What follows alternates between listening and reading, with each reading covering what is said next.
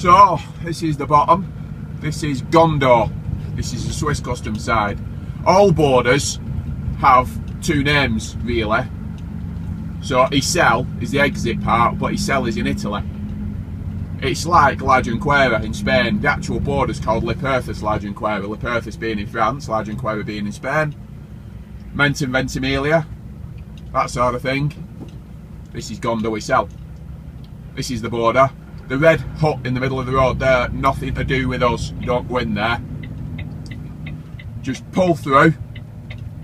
Pull up on the right hand side here. Can I get through there? A good driver would.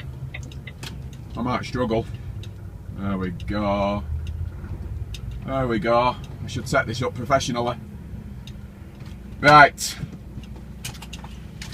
And we now go and do our customs. Okay, right. I need to go and do my customs on the Swiss side of the Simplon. So I've got my tax. I've filled the mileage in at the bottom of my tax. There, you can see that, and signed it. Just squiggle at the bottom. They don't want my CMRs. They only want my T-form. The load list I was talking about, which is a photocopy of my CMR, is stapled to the back of my T-form. Because a T-form only gives a very general description of goods. For a more detailed description of your goods, you're supposed to have a load list detailing exactly what it is, exactly what it weighs, all the ins and outs of it. If you haven't got a load list because you've got a full load, or for any reason you haven't got a load list, a photocopy of your CMR will do. Your agent will do this for you.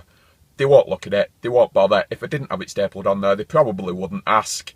But it's better to have it there, and then if they want it, it's already done for them, isn't it? So I'm going to walk back up now and do my customs.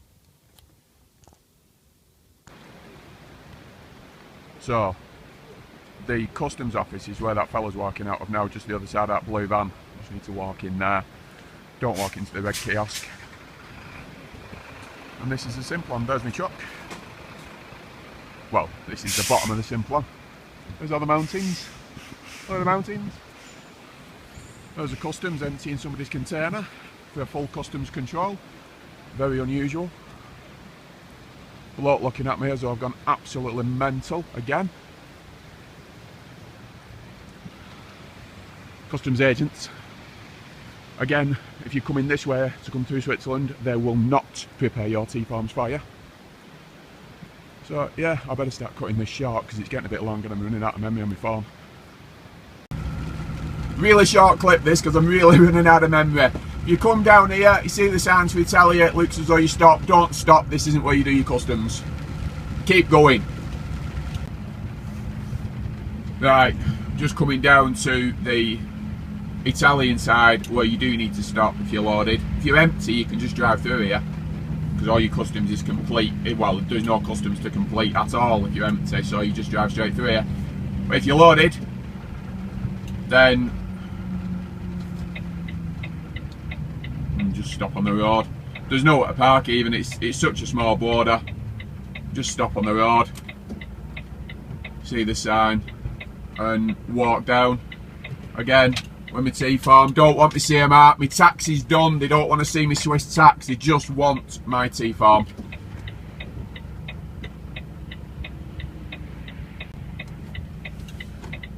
No, that's him done. Right, that's my customs done. I will quickly explain what I did as I drive through. Just park up. Usually you can get a bit closer where he is, like that Jost group is. But if not, just stop on the road.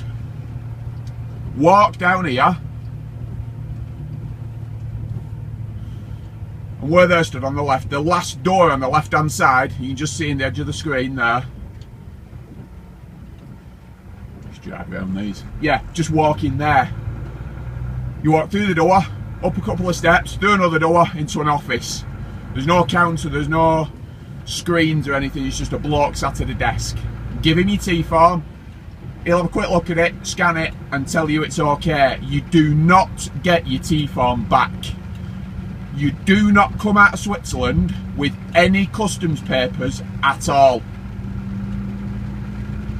Only thing you come out of Switzerland with is a copy because when you get your taxes, there's two copies. There's a top bottom and a top copy and a bottom copy, easy to say. You get the bottom copy back, and that's all you come out of Switzerland with. Dead simple, really.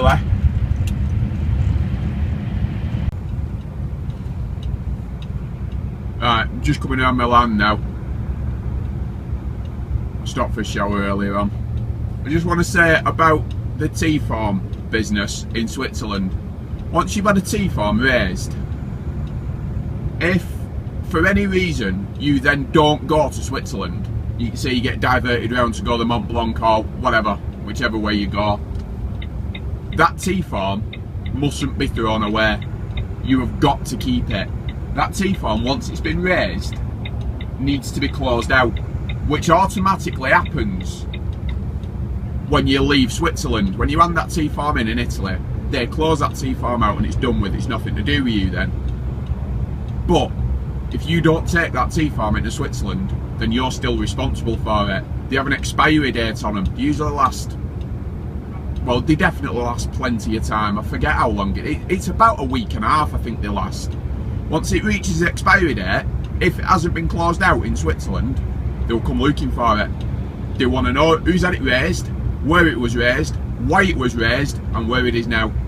So the thing to do with it, if you, as I say, get a tea farm raised, get diverted away from Switzerland for whatever reason, you need to keep hold of that tea farm and take it back to where you got it from and get them to cancel it, get them to close it out. Otherwise, and I've said this again in the Swiss video, the fine for getting stuff like that wrong is an extreme example, but the maximum fine is the value of the VAT on the load, which could be a lot of money. It could be sell your house time. They would never fine you that, but that's what they can fine you if they want to. It's quite a serious business, so I've never mentioned that before, I don't think, in a video. So I just thought I'd get that in. They're driving like maniacs around here. They're driving like maniacs and I'm making a YouTube video. Never mind.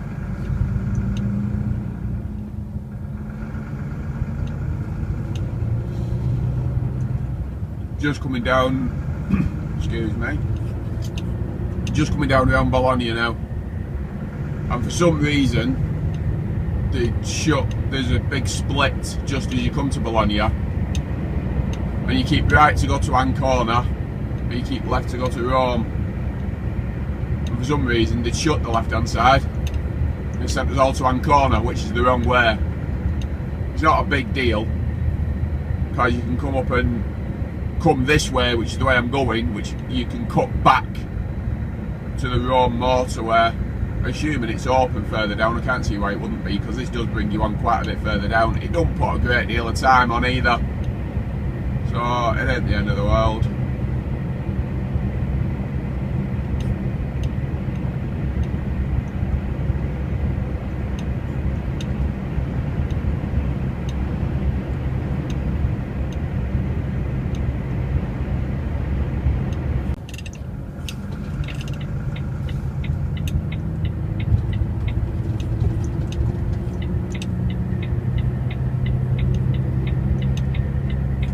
This is me just going back on the A1 now, the A1 being the motorway I wanted. The motorway I was on, actually. The motorway I wanted to stay on. Just following the signs for Firenze. Firenze being Florence. Same place.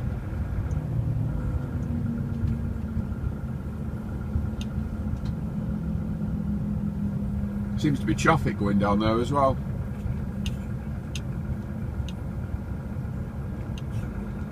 Although not much.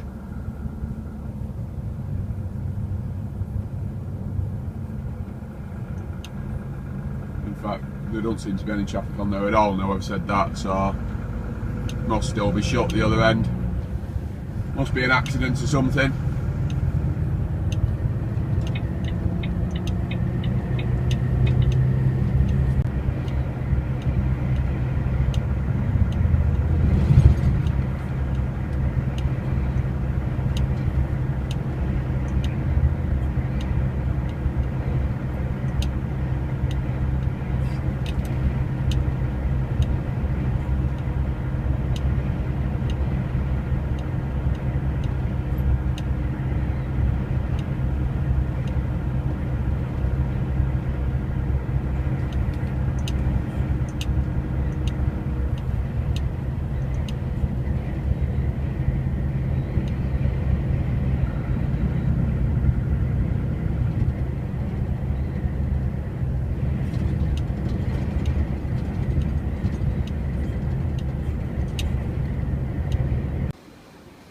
So, following on the services theme, talking a bit louder in this one as well because you could hardly hear me in the Swiss one.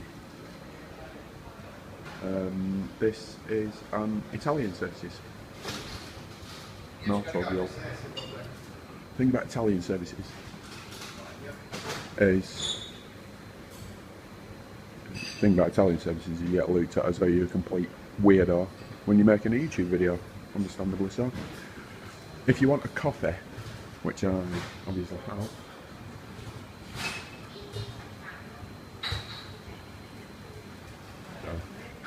I'm really getting looked at as a proper gone mad. Yeah, they're all set up like this. All Italian services are the same. You have the cafe area there, and you have a separate till for the shop. So if you want anything from there, go to the till first, tell them what you want, pay for it, get your receipt, take it over to the cafe area and give them the receipt that you've already paid for the stuff, and they will either, well, they mark it with a finger like she's done there across there, or they just rip it like that to show that that's been used, and then just thrown away. You get your stuff and everybody's happy. And that's basically how Italian services work. What they also do in Italy, they force you to walk through the shop. Well, in fact, that's open. They always have a turnstile as you walk in, so you can't go out that way. You've got to walk through the shop.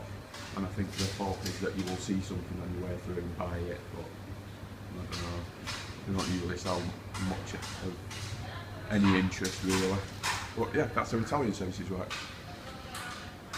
Un bouquet di fiori, insomma un mazzo di sì, che carino, vedi che carino, nel quale era nascosta una chiavetta con praticamente delle foto compromettenti della donna, foto anche imbarazzanti, nude, insomma aveva fatto dei numeri da circo con questa praticamente l'ex si era tenuto le foto di questi loro incontri amorosi, diciamo così, con tutti i particolari, le ha messe su questa pennetta, le ha messe all'interno del mazzo di fiori che ha offerto agli sposi. Quando il marito ha visto quello strano bouquet con quella pennetta lì, I haven't got a clue what they're saying.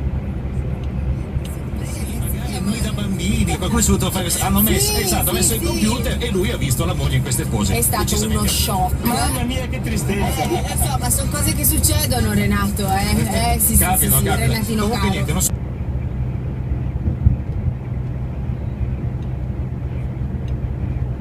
Just about to pass a junction for a place called Orte, spelled O-R-T-E, see the signs of it very shortly. This is generally accepted to be the place to park if you're on your way to Rome. So if you're getting down here towards the end of the day and you want to deliver to Rome the following day, you don't really want to go much further than this. This place is about, you just see the parking over on the left hand side there. The parking's right next to the motorway, there's a couple of restaurants.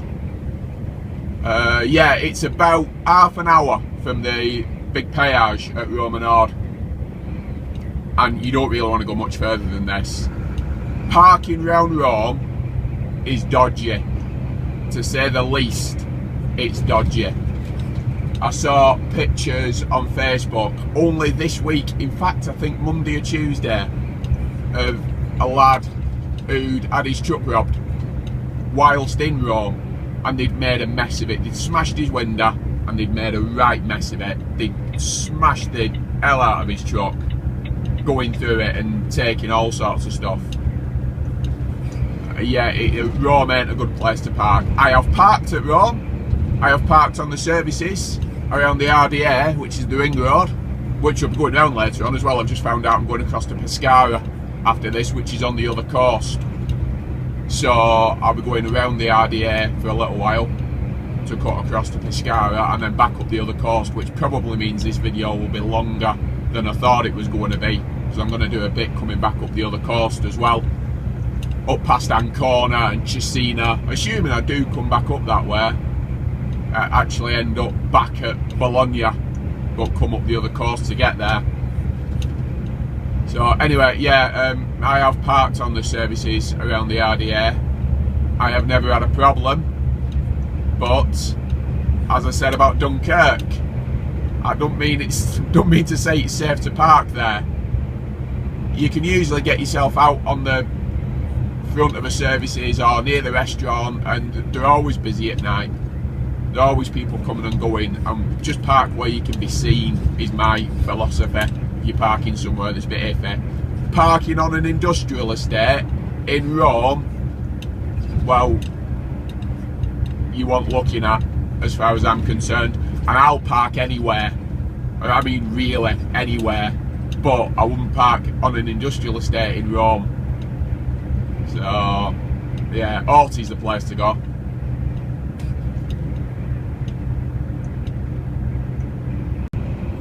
I'm just following the signs here for where am I following the signs for? Romanord. I think I referred to the Rome Ring Road earlier on as the RDA. I don't know where I've got that from, because it's the GRD. I've too many initials in my head. Just read the sign then.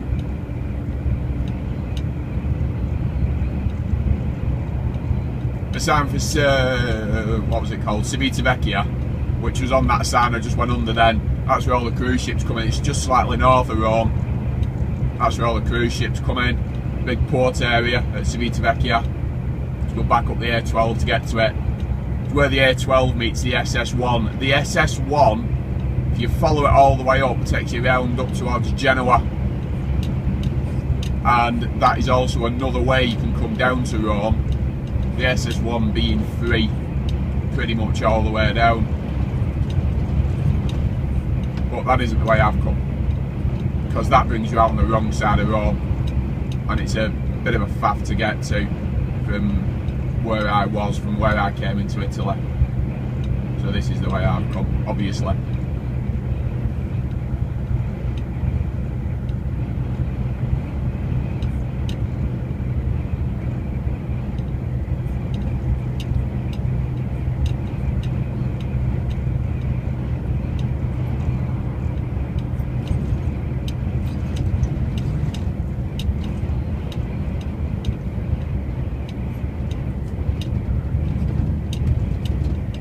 All I'm doing is go through this peage, and I come off my first junction, and I'm about, I don't know, 15-20 minutes then across to my delivery from this first junction through the peage here.